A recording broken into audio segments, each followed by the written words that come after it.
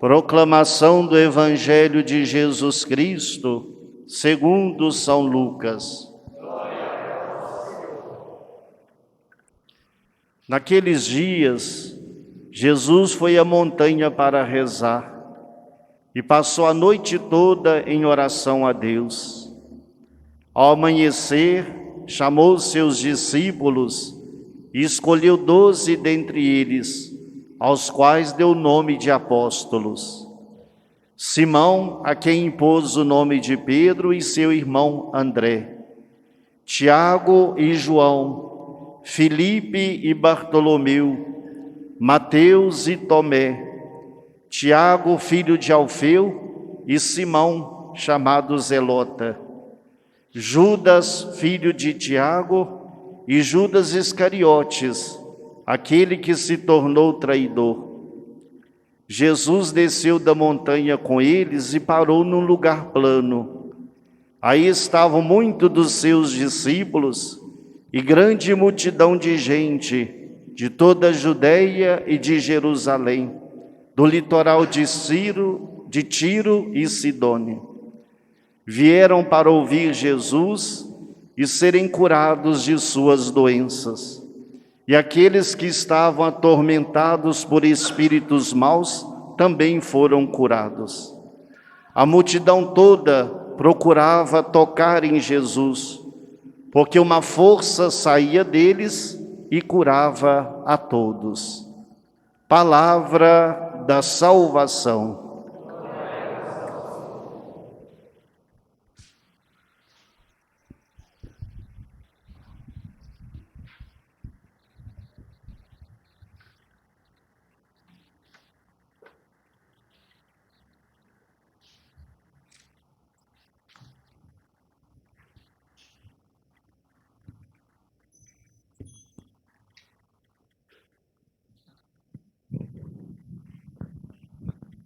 Que as palavras do Santo Evangelho perdoem os nossos pecados. Amém. Queridos irmãos e irmãs, caríssimo Padre Geraldo Martins, responsável pela dimensão sociopolítica da evangelização na nossa arquidiocese. Caro Padre Edmar, que é o coordenador de pastoral da arquidiocese, queridos padres que estão aqui reunidos hoje, querido povo de Deus, que está aqui representado hoje por aqueles que puderam vir. Nós vivemos um tempo próprio, característico, um tempo de grandes expectativas e de grandes responsabilidades. Vamos nos deixar tocar pela palavra de Deus que ouvimos hoje e a partir dela e nela compreendemos a nossa missão e a nossa responsabilidade. A palavra de Deus é palavra revelada, não é texto escrito por mãos humanas. Podemos dizer, Deus mesmo escreve essa sua palavra, porque é texto revelado. Escrito sim por homens circunscritos no seu tempo, na sua história, mas inspirados por Deus. Por isso nós os temos como textos revelados. O apóstolo São Paulo ensina os cristãos daquele momento, os colossenses, e diz a eles todos que o único fundamento da nossa esperança é Jesus Cristo. Não é uma ideologia, não é um pensamento, não é um modo de pensar, um modo de fazer. Jesus Cristo é Deus e Senhor, e nele nós fomos resgatados do pecado e da morte. Naquele período se compreendia bem o que significava um compromisso assumido juridicamente. E diz o texto de São Paulo aos Colossenses que nós tínhamos uma dívida, uma promissória a ser paga, mas Deus a cancelou em Jesus Cristo. Aquele documento de dívida que nós tínhamos, Deus cancelou na cruz, pregou este documento na cruz com Cristo. E veja tudo isso na perspectiva do amor que Deus tem por cada um dos seus filhos e filhas. Deus cancelou toda a dívida, não existe mais dívida. A compreensão que se tinha naquele momento, antes de Cristo, era de que nós tínhamos essa dívida, esse distanciamento com Deus, Criador de todas as coisas. E Jesus Cristo carregou esta dívida sobre os seus ombros e na cruz cancelou esta dívida. Nós não temos mais dívida. Deus é misericordioso para conosco. O Evangelho que nós ouvimos hoje nos traz uma dimensão fundamental da nossa vida de fé.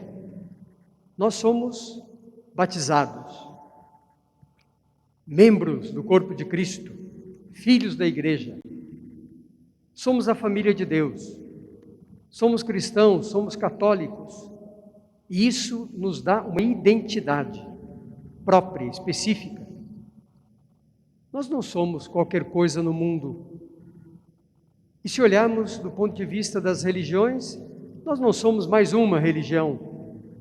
Nós somos a Igreja Católica, Apostólica, Romana, colocada neste tempo e nessa história por Deus. E será assim até o final dos tempos. Existem pessoas que duvidam disso. É só esperar o final dos tempos para ver que não é mentira. Essa palavra não é mentira porque é texto revelado. Jesus Cristo mesmo disse: eu estarei convosco até o final dos tempos. Escolheu dentre aqueles que o seguiam, dentre os discípulos todos, que eram muitos, escolheu 12 para serem apóstolos. Essa palavra apóstolo significa enviado. Jesus Cristo quis 12 para enviá-los em missão. E claro que todos nós batizados temos esta responsabilidade. Esta responsabilidade não é individual. Evangelizar, ser missionário, não é algo que eu adquiro por mim mesmo. Eu tenho que ser enviado. Se eu não for enviado, como é que eu sou missionário, anunciador do reino? Não é por conta minha. Ninguém faz isso por conta pessoal. Faz porque foi enviado. E quem envia é aquele que recebeu o depósito. Toda a constituição do povo de Deus. E Jesus Cristo, outra vez, se nós quisermos compreender bem, não fez isso indiscriminadamente para todos os discípulos. Escolheu 12 para dizer que estes 12 representavam o povo de Israel, o antigo povo de Israel, as 12 tribos. E nestes 12 estava fundada a sua igreja. Destes 12, Nosso Senhor escolheu um para ser a pedra. Ponto de referência, Pedro. No texto do Evangelho, se nós reparamos bem, é o único que tem o nome mudado. Simão, ao qual Nosso Senhor impôs o nome de Pedro. E sobre esta pedra edificarei a minha igreja, e as portas do inferno não terão força contra ela. Então, queridos irmãos e irmãs, nós temos uma responsabilidade neste tempo em que vivemos, de apresentar a nossa identidade clara, límpida, sem aparências, mas uma identidade de discípulos de Cristo, seguidores de Cristo, mas de modo muito particular, de apóstolos, homens e mulheres que anunciam a boa nova do reino. Todas as pessoas e toda a multidão reconhecia Jesus como aquele que fazia o bem, curava a todos. Mais do que isso, percebiam que dele saía uma força que curava a todos.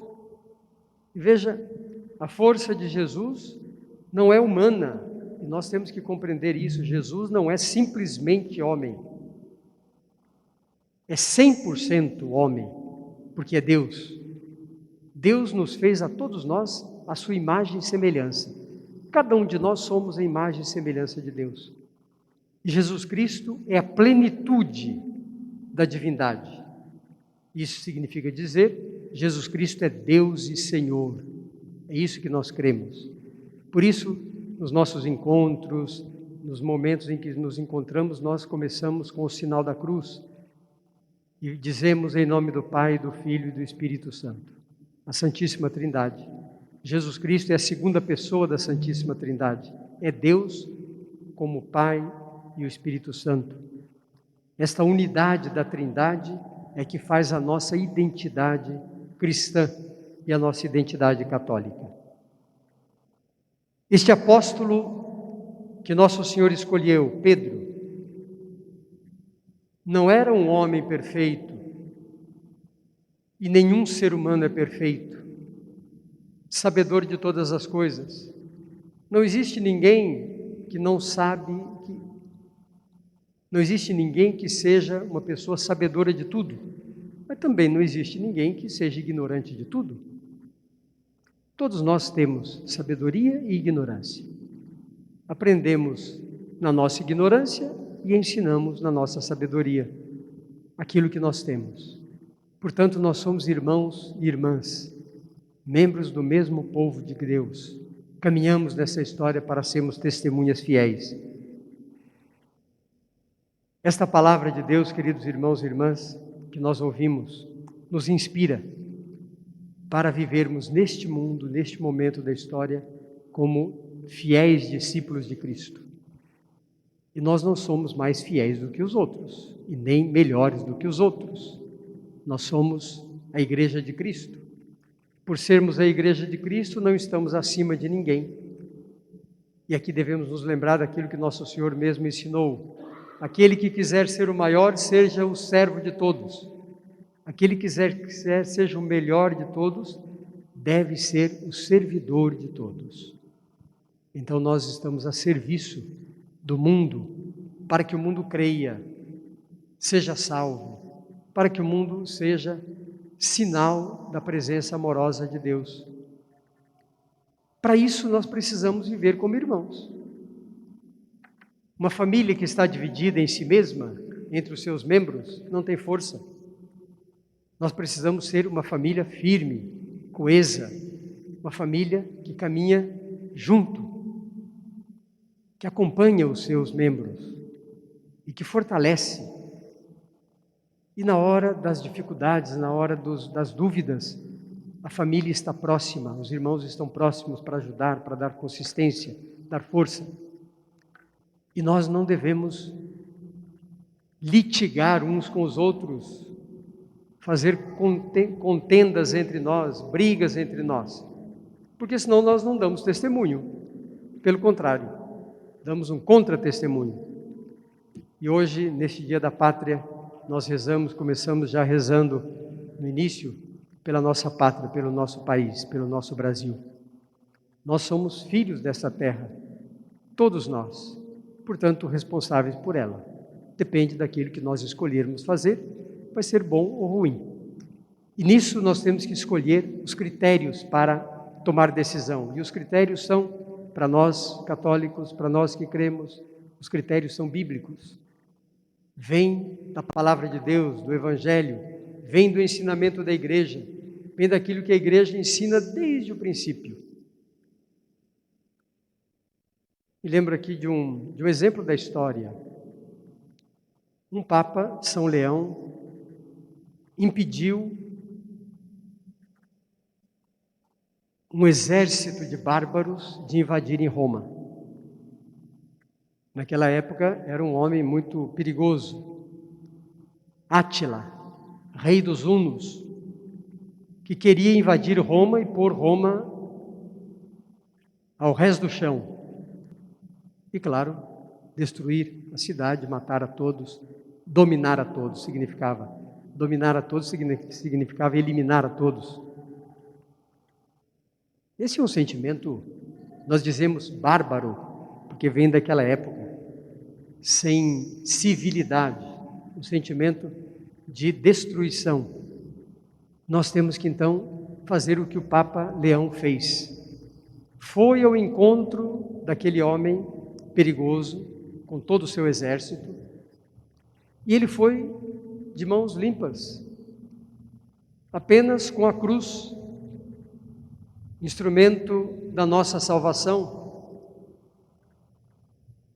E aquele homem perigoso, olhando para São Leão, para aquele Papa, disse: o que é que você vem diante de mim para impedir que eu entre em Roma? Ele falou: não, Você pode escolher tudo, pode fazer tudo o que quiser e destruir a cidade. Só que o sangue dos inocentes não será lavado jamais. Aquilo que você fizer contará na história e sobre a sua cabeça.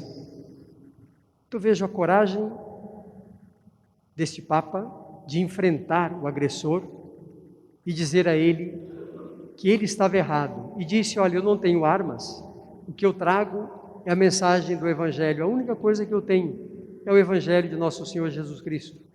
E é este Evangelho que eu anuncio a você. Deus faz coisa boa e também para você faz coisa boa.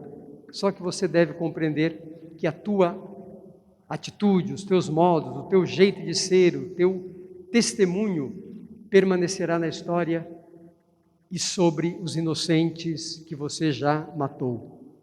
Ou seja, o Papa São Leão não escondeu e nem deixou de falar uma palavra.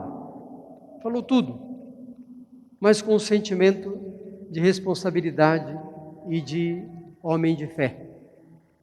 Nós temos que ter esta fé firme, brava, uma fé coerente, mas não aceitarmos de que as coisas se resolvem pelas contendas, pelas dissensões, pelas brigas. Nós temos que compreender que nós, como cristãos, devemos amar a Deus sobre todas as coisas e amar ao próximo como a nós mesmos. Se fizermos isso, cumprimos a lei e os profetas. Que este dia da pátria, queridos irmãos e irmãs, nos lembre e desta oração que nós fizemos no início. Nós rezamos hoje de modo especial pelo nosso país inteiro, para que sejam consolidadas a concórdia e a justiça. Pedimos a Deus pela sabedoria dos governantes. Um governante tem que ter a sabedoria de Salomão, do grande rei Salomão, que estava a serviço do povo de Deus e não a serviço dos seus próprios interesses ou das ideias de quem o cercava. E rezamos pela honestidade do povo. Essa honestidade não é honestidade financeira e econômica, não, isso é pouco. Ser honesto é ser honesto consigo, com Deus e com as pessoas. Ou seja, é amar. A pessoa honesta é a pessoa que ama e faz tudo porque ama. Se for preciso, até entrega a sua vida, por honestidade, por coerência. E é isso que nós devemos buscar. Fazendo-nos, portanto, promotores da paz, da prosperidade, trazendo para todas as pessoas que convivem conosco a bênção de Deus. Nós somos bênção de Deus neste mundo, não maldição. Nós temos que nos apresentar como bênção, como coisa boa, não como pedra de tropeço, não como coisa do qual se desvia o olhar. Nós somos bênção de Deus e devemos primar por esta certeza e por esta convicção. Queridos irmãos e irmãs, que o Evangelho de hoje, estes textos revelados, nos ajudem, nos inspirem para sermos lá onde Deus colocou cada um de nós. No trabalho, na família, no bairro, nas associações, nos relacionamentos, que nós sejamos esta presença amorosa e abençoada de Deus, por sua vontade e para a sua glória. Louvado seja nosso Senhor Jesus Cristo.